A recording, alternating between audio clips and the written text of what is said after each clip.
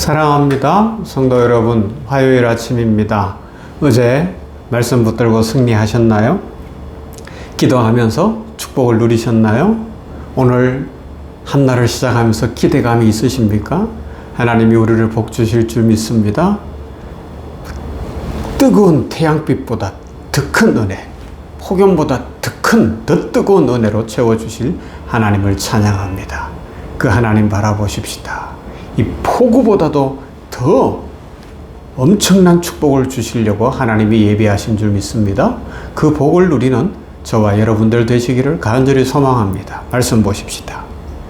고린도후서 5장 17절 말씀, 어제와 같은 본문이죠.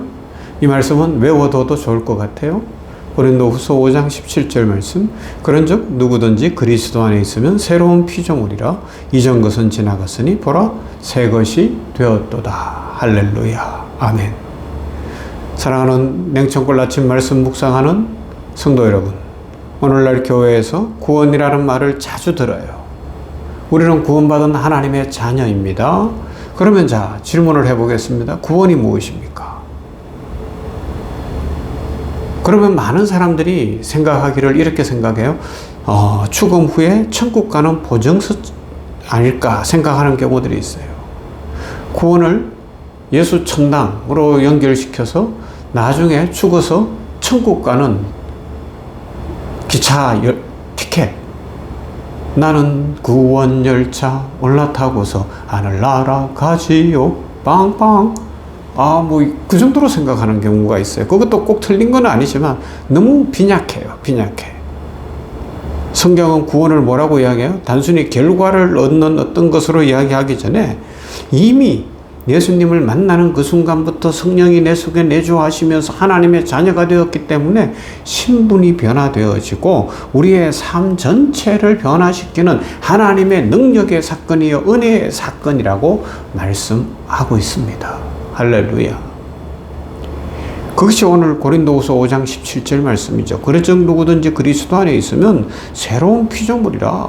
새로운 피조물, 그때부터 새로운 피조물이라는 겁니다. 주님 만난 날부터 구원의 모든 정수가 담겨 있어요. 축복이 담겨 있어요. 신비가 담겨 있어요.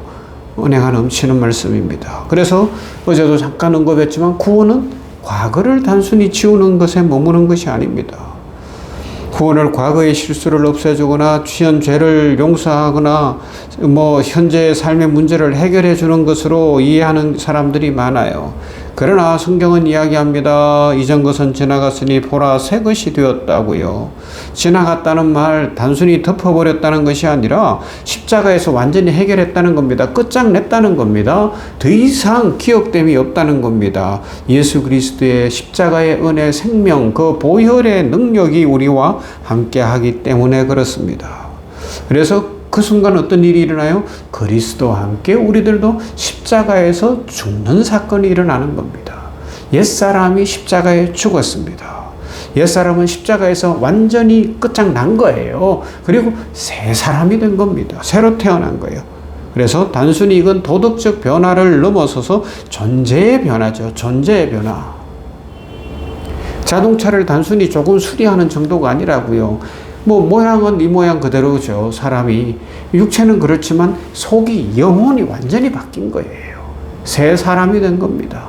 자동차 껍데기가 그대로지만 엔진도 바꾸고 모든 부속을 싹 다 바꿔놓은 거예요. 과거를 회개하고 돌아서는 것이 전부를 넘어 하나님이 전혀 새로운 정체성으로 새 생명으로 함께 하신다는 겁니다. 그래서 하나님이 계신 것을 알아요. 예수 그리스도가 구주신 것을 믿어요. 성령의 역사 속에 다른 삶을 살아가게 되는 줄로 믿습니다. 그래서 구원은 새 사람이 되는 것입니다. 새 사람이 무엇입니까? 단순히 행동이나 어떤 것이 바뀐 것이 아니라 속 사람이 달라진 것이죠. 그래서 구원받은 사람에게는 다음과 같은 축복들, 변화가 일어납니다. 질병에 눌려있던 사람이 건강을 되찾게 되지요. 염려에 갇혀있던 사람이 평강을 누립니다. 침체 가운데 있던 사람이 비전을 갖습니다. 두려움 가운데 있던 사람이 용기를 품습니다. 물질에 얽매여 있던 사람이 나누는 줄을 알고 나눔의 기쁨을 배웁니다. 방황하던 사람이 사명의 길을 걷습니다. 이 모든 변화는 예수 그리스도 안에서 일어난 정체성의 변화, 신분의 변화, 새 생명의 역사입니다. 그래서 구원은 단지 우리를 착한 사람 되게 하는 것이 아니라 새로운 피조물, 곧 하나님의 자녀로 다시 태어나게 하는 것입니다. 그래서 예수님을 만난 사람 중에 때 이전에는 자신의 현실에 매여서 사랑할 수 없고 나눌 수 없고 그랬던 사람들이 어려운 중에도 나누는 사람들이 있고요. 선교 헌금을 하고요. 구제를 하고요. 선교지로 나아가고요. 헌신하는 사람들이 많습니다. 아니면 실력이 있는데 그 실력을 자기의 이익만을 위해서 쓰던 사람이 이제 다른 사람을 살리는 일에 쓰는 경우들도 많습니다. 속사람의 변화죠. 그래서 새 사람이 되면 미움에서 용서로, 교만에서 겸손으로, 섭섭한 마음 품다가 관용하는 마음으로, 죄악에서 거룩함으로, 무기력에서 능력으로, 슬퍼하고 괴로워하다가 찬송하고 기뻐하는 인생으로 인생이 뒤집어질 줄 믿습니다.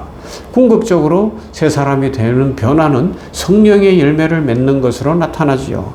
사랑과 희락과 화평과 오래 참음과 자비와 양성과 충성과 온유와 절제, 이 성령의 9가지 열매, 성령에 내주하시는 사람은 그 삶이 다를 수밖에 없잖아요. 교회를 얼마나 오래 다녔냐 하는 것보다 더 중요한 것은 새 사람이 되었고 변화를 입었고 하나님의 축복을 누리는 것입니다. 탕자 비유에서 둘째 아들이 아버지의 것을 다 가지고 나갔지만 그가 돌아올 때 거짓골을 하고 오지만 아버지는 새 사람을 만들어 놓으시는 거예요. 목욕도 시켜주시고 새 옷을 입히고 손에 가락지를 끼우고 아들의 지위를 온전히 회복시켜서 새 사람 되게 하는 것입니다. 회개는 우리가 하나님 앞에 할 때에 그때부터 시작이 되어지고 회복은 하나님이 이루시는 거예요. 온전한 새 사람으로. 그래서 오늘 우리는 이런 질문으로 말씀을 마무리하면서 또 한날의 삶을 어떻게 살 것인가 결심해 보십시다. 나는 정말 그리스도 안에서 새 사람이 되었는가? 나는 여전히 과거에 매여 있는 삶을 살아가고 있는 것은 아닌가? 성령의 열매가 내 안에서 맺어지고 있는가? 나를 만나는 사람들이 당신은 뭔가 달라요. 기도해 주시니까 너무 좋아요. 같이 교회 가고 싶어요. 예수 믿는 것의 비밀을 알게 되겠어요. 이런 고백 말입니다. 새 사람은 말이 아니라 삶으로 증명되겠지요. 그리스도 안에서 새롭게 된 사람은 빛이 납니다. 향기가 납니다. 복음의 증거가 되는 줄로 믿습니다. 오늘 우리 모두는 새 사람이 되었습니다. 이 새 사람답게 오늘도 힘차게 복되게 살아가며 하나님의 축복을 풍성히 누리시고 그 축복을 세계 열방에 나누고 베풀고 주변 사람들에게 축복을 나누어주는 복의 통로 되는 아름다운 인생, 복된 인생 되시기를 주님의 이름으로 축원합니다. 사랑과 은혜가 풍성하신 하나님 감사합니다. 오늘 이 아침에 이렇게 냉천꿀 아침 말씀 묵상합니다. 우리를 새 사람으로 불러주셨으니 감사합니다. 예전의 모습은 지나가고 이제는 하나님의 자녀로 살아가게 하신 은혜에 진심으로 감사를 드립니다. 우리가 새 사람이 되었으니 그 삶을 통해서 하나님을 증거하는 복된 인생 살게 하여 주시옵소서. 세상에서 나는 새 사람이라는 그 가치관을 분명히 하고 살게 하여 주시옵시고 사랑과 평화가 필요한 이 땅에 그 사랑과 평화를 전하는 주의 백성들이 되어서 전쟁이 그치고 가난이 그치고 불평등이 그치고 다툼이 그치고 하나님의 은혜 가운데 진정한 사랑의 공동체 공존하는 세상이 되며 자연이 신음하고 자연이 괴로워하는데 자연도 보호하며 우리 함께 잘 살아가는 세상을 만들어가는 모든 성도들 되게 하여 주시옵소서.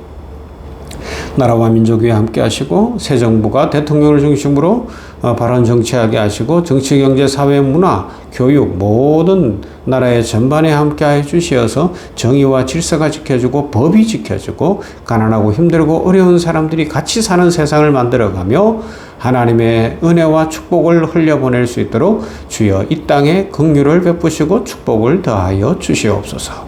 예수님 이름으로 기도하옵나이다. 아멘. 찬송합시다. 313장입니다. 내 임금 예수 내 주여.